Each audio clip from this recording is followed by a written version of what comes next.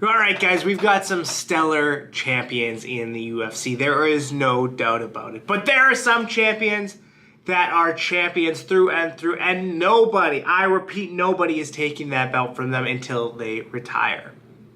And on the other hand, we've got champions that are beatable, but the right person has to come along and do it. And we've got some champions who, quite frankly, are losing their belt in their next fight. I'm going to be breaking all of this down in losing their belts tier list. And if you don't want to lose your belt and your way of life, you're going to subscribe to this channel and hit that like button. Thank you. All right, here we go. Let's get right into it. So we're going to start off with Dricus Du Plessis. He is the current middleweight champion. He beat Sean Strickland in a razor-thin decision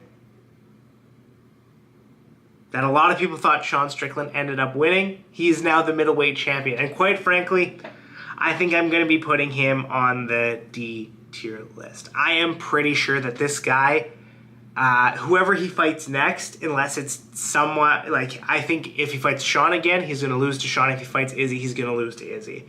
I don't think he's going to be defending his belt at all, unless it's against someone like Robert Whittaker, maybe Cannonier, Alaskarov. Like, those are potential guys that might be up and coming that he beats, but I think he loses to Chimaev, he loses to Izzy, I think he loses to Sean Strickland. So I don't see Dricus defending his belt. Apparently there's some issues right now about 305 Perth. I thought him and Izzy were a done deal for that, but apparently he's having some issues finalizing that, so I don't know what's going to happen there. But Dricus, I think out of all the fighters right now, I think he's the least likely to defend his belt. Next, we're going to look at Sugar Sean O'Malley. Now, Sugar Sean O'Malley, he's defended his belt once against Cheeto. He beat Aljo, which I didn't think was going to happen. I think he has a really good chance about defending his belt against Merab. So I'm going to put him on the B tier list because it's one of these things that if he doesn't get taken down, right? If he can stay on the feet and do damage on the feet, he can do, like, he can defend the belt against anybody, in my opinion, at bantamweight, right? If he stays on his feet, he's going to piece up Merab and probably knock him out. He knocked out Aljo. The biggest threats in the division to him, in my opinion, are Corey Sandhagen and Umar Nurmagomedov. So, and to preface this, I feel like with Merab, if he can catch him, he can finish him. And I think Merab is going to have to take an approach where he's grappling heavy. But the problem is in those grappling heavy things that he does, and he's got cardio for days, right? I don't think he's going to be able to do much ground and pound and do much damage on the ground, because if he moves at all, O'Malley's going to be able to, you know, wiggle his way out of there and get back to the feet where he has the clear advantage. So it's really going to be all about that. On the feet, I think Sandhagen has a really good chance against O'Malley, but he has to beat Nurmagomedov in order to make that fight happen. And frankly, I feel like stylistically, Sandhagen and O'Malley would be such a fun fight. But I think Umar Nurmagomedov, like, I just can't count a Nurmagomedov. Anybody who's related to Khabib is a force to be reckoned with, right? But again, Nurmagomedov can be rocked too, right? In his last fight against basically a nobody, he got rocked really badly. So I'm putting O'Malley in the B tier list because I definitely think, like, there is a path to victory against him clearly, but in order to achieve that path to victory, like, it's a tough situation because those guys have to hold him down and do damage, right? And if they can't do enough damage, him getting up on the feet even for like a minute or two could be very dangerous. Okay, next I've got Jon Jones, and I'm putting Jon Jones on the A tier list. And my reason for putting him on the A tier list, I am not saying that anybody is going to beat him in his career, right? But I think there is one guy who can beat him at heavyweight, and I think that's Tom Aspinall.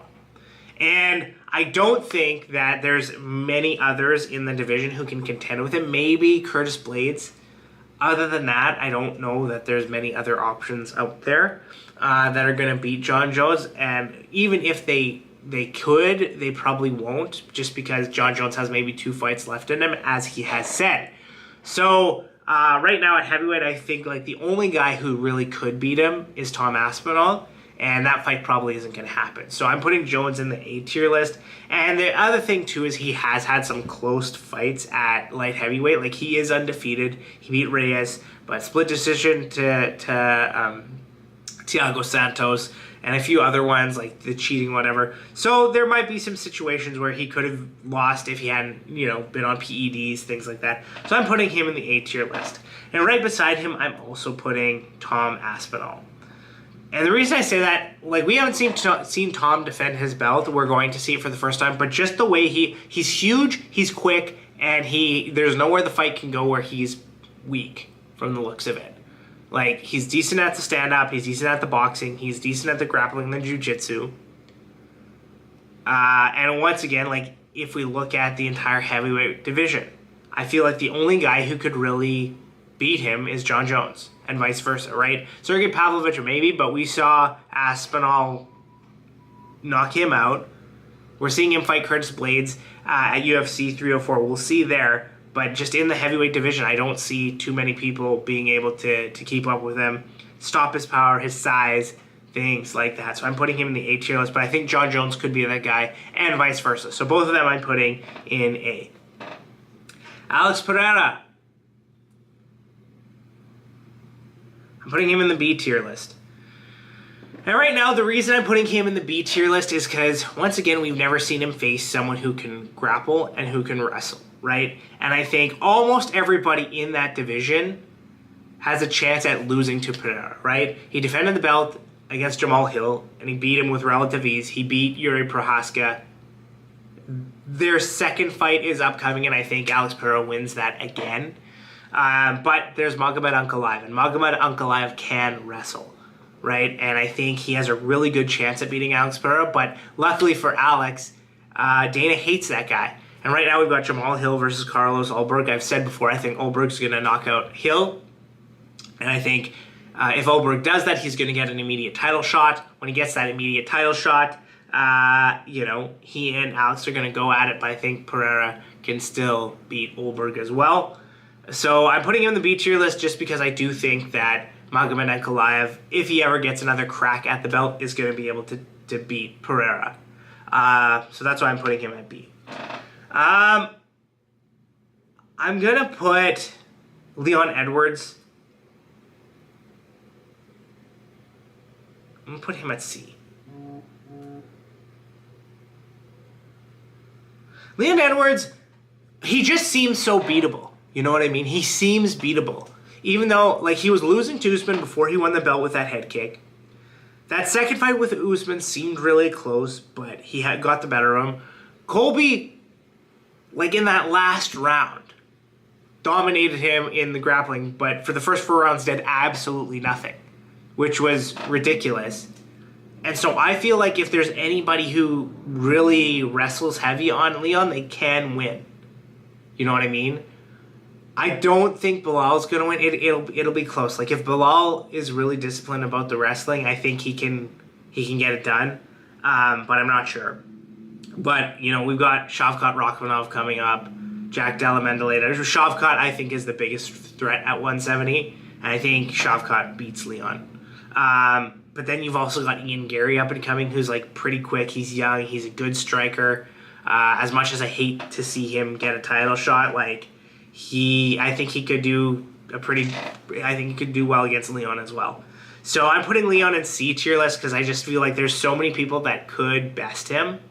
But it's one of these things where it just hasn't happened yet, right? Like, I felt like going into that fight, Colby could have got the better of him, but he just didn't fight the way he normally fights, right? And we've seen Usman get the better of him for, 4 out of 5 rounds, right? The second time they fought. So I just think if someone takes a wrestling heavy approach with Leon and can, like, get him to the ground, I think that could cause a win. And it could be Bilal who does it, and I think Shavkat would be a menace for him. Islam Makhachev. Yes.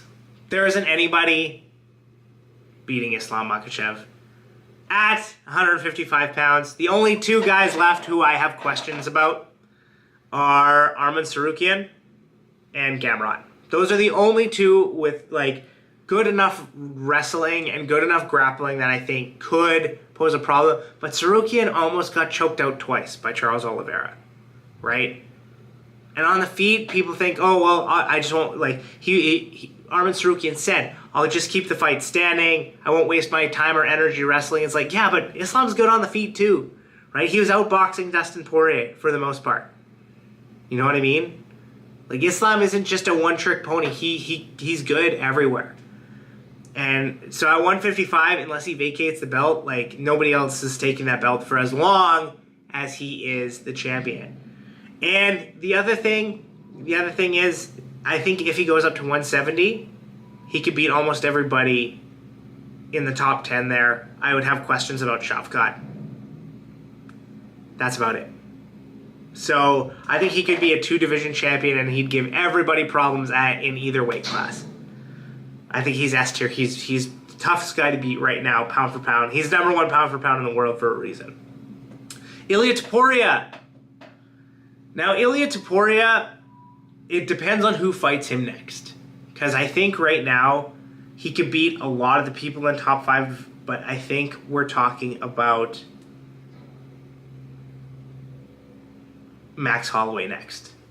And so if Max Holloway is next, I think Max Holloway is taking that belt away from Ilia Topuria. Just because I think it's a stylistically nightmarish matchup for him. Max is a volume guy, and he doesn't really get KO'd, and he doesn't really get taken down, right?